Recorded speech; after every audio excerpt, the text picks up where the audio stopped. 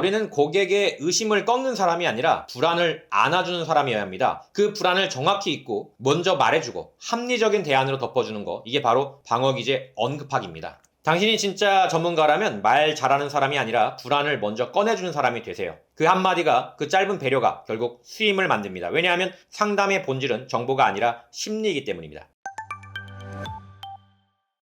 반갑습니다. 변호사, 세무사 등 전문가들과 협업하는 전략 컨설팅 그룹 퀀텀 스텝스의 사자 마케팅 스몰 자이언츠입니다. 오늘은 전문 자격사들이 가장 많이 겪는 고민에 대해 이야기해 보려고 합니다. 왜 논리적으로 상담을 잘했는데도 수임으로 이어지지 않는 걸까요? 왜 내 말은 논리적이고 내 솔루션은 정답인데 고객은 나를 선택하지 않을까요? 혹시 상대는 이미 마음의 문을 닫은 상태에서 여러분을 만나러 온 건 아닐까요? 생각보다 많은 사람들이 전문가를 찾아오기 전 이미 수많은 검색과 정보를 통해 자기만의 판단 기준을 만들어 둡니다. 그런데 그 판단 기준이라는 게 문제죠. 대부분 성급한 일반화, 불완전한 후기, 편향된 블로그 글에서 온 것들이죠. 쉽게 말해 고객의 머릿속은 불신과 두려움으로 이미 세팅되어 있는 상태라는 겁니다. 그럼 어떻게 해야 할까요? 그 불안감을 먼저 꺼내서 건드려야 합니다. 이걸 우리는 방어기제 언급하기라고 부릅니다. 고객이 말하지 않은 걱정을 먼저 짚고 그 불안이 근거 없는 것임을 논리적으로 풀어주면 그 순간 고객은 생각합니다. 이 사람 내 마음을 잘 아는데?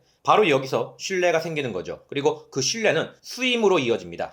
예를 들어 볼게요. 이혼 소송 상담을 하러 온 의뢰인이 자꾸 재산 분할 이야기만 한다고 가정해보죠. 그런데 실제로는 마음 한구석에 아이 문제에 대한 걱정을 품고 있는 경우가 많습니다. 겉으로는 말 안 하죠. 왜냐하면 감정적으로 흔들리는 걸 드러내고 싶지 않거든요. 그런데 그걸 우리가 먼저 꺼내주는 겁니다. 혹시 아이 양육권 문제도 걱정하고 계시지 않나요? 제가 상담하면서 느낀 건 실제로 많은 분들이 이 부분에서 제일 힘들어 하시더라고요. 그런데 의뢰인 상황을 보면 상대방에게 양육권이 넘어갈 가능성이 높지 않아요. 이렇게 말하면 어떻게 될까요? 의뢰인은 속으로 이런 생각을 하게 됩니다. 이 사람 그냥 말 잘하는 변호사가 아닌데? 나를 진짜 이해하려고 하네. 신뢰는 감정에서 시작합니다. 신뢰를 만들지 못하면 아무리 논리가 완벽해도 상대는 마음을 열지 않습니다. 그래서 방어기제 언급하기는 단순한 기술이 아니라 감정의 문을 여는 열쇠입니다. 많은 전문 자격사들이 저지르는 실수가 있습니다. 바로 논리와 정보만으로 고객을 설득할 수 있다고 착각하는 거죠. 하지만 인간의 의사결정은 논리보다 감정에 더 많이 의존합니다. 고객이 우리에게 오는 이유는 단순히 정보를 얻기 위해서가 아닙니다. 불안을 해소하고 싶어서입니다. 이건 세무 상담에서도 똑같이 작동하는데요.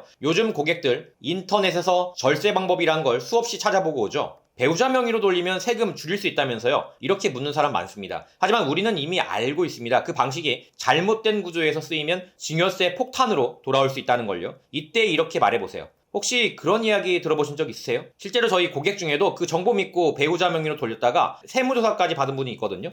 정보가 틀렸다는 건 아니지만 그 방식이 고객님 상황에도 맞는지는 별개의 문제죠. 우리가 지금부터 같이 판단해보면 될 것 같네요. 이 말을 듣는 순간 의뢰인은 자신이 잘못된 결정을 하려 했던 찰나에 전문가를 만났다는 안도감을 느낍니다. 여기서부터는 말하지 않아도 따라옵니다. 왜? 불안이 해소됐고 그 해소를 만들어낸 게 바로 당신이었기 때문이죠. 신뢰는 어떻게 구축될까요? 전문성을 가시한다고 신뢰가 쌓이지 않습니다. 오히려 고객의 마음속 불안을 정확히 읽어내고 그 불안에 공감할 때 신뢰가 쌓입니다. 이건 단순한 테크닉이 아니죠. 진심으로 의뢰인의 입장에서 생각하는 태도에서 나오는 겁니다. 부동산 법률 상담을 예로 들어보겠습니다. 대부분의 의뢰인은 권리 분석이 필요해요 라고 말하지만 실제로 혹시 이 계약에서 내가 손해보는 건 아닐까라는 근본적인 불안을 가지고 있습니다. 변호사가 이 불안을 먼저 언급해주면 어떻게 될까요? 많은 분들이 계약서를 검토해달라고 하실 때 실제로는 혹시 이 거래에서 내가 모르는 위험이 있는 거 아닐까라는 걱정을 갖고 계시더라고요. 제가 약 15년간 부동산 관련 소송을 맡아오면서 발견한 건 그런 직감이 종종 맞다는 겁니다. 오늘 저희가 함께 살펴볼게요.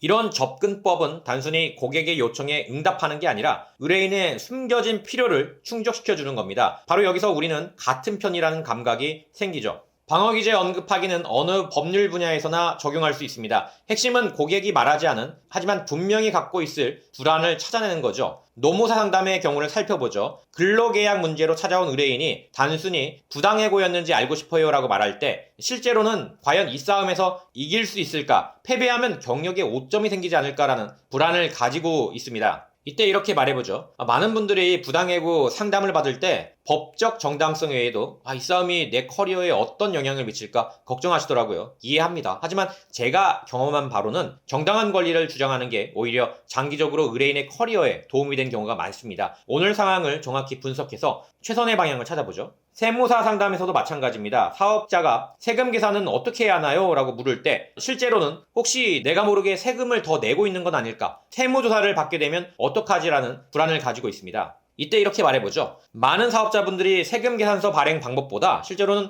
혹시 내가 세금을 더 내고 있는 건 아닐까? 세무조사는 안 받을까 하는 걱정을 하시더라고요. 이해합니다. 오늘은 이 두 가지를 모두 살펴보겠습니다. 적당한 테두리 안에서 세금을 최적화하는 방법과 세무조사에 대비하는 방법까지요. 결론입니다. 우리는 고객의 의심을 꺾는 사람이 아니라 불안을 안아주는 사람이어야 합니다. 그 불안을 정확히 잊고 먼저 말해주고 합리적인 대안으로 덮어주는 거, 이게 바로 방어기제 언급하기입니다. 당신이 진짜 전문가라면 말 잘하는 사람이 아니라 불안을 먼저 꺼내주는 사람이 되세요. 그 한마디가, 그 짧은 배려가 결국 수임을 만듭니다. 왜냐하면 상담의 본질은 정보가 아니라 심리이기 때문입니다. 마지막으로 기억하세요. 사람들은 누가 가장 정확한 답을 주는가 보다 누가 나를 가장 이해하는가에 더 큰 가치를 둡니다. 전문성은 기본입니다. 그 위에 공감과 선제적 불안 해소가 더해질 때 비로소 당신은 경쟁자들과 차원이 다른 전문가가 될 수가 있습니다.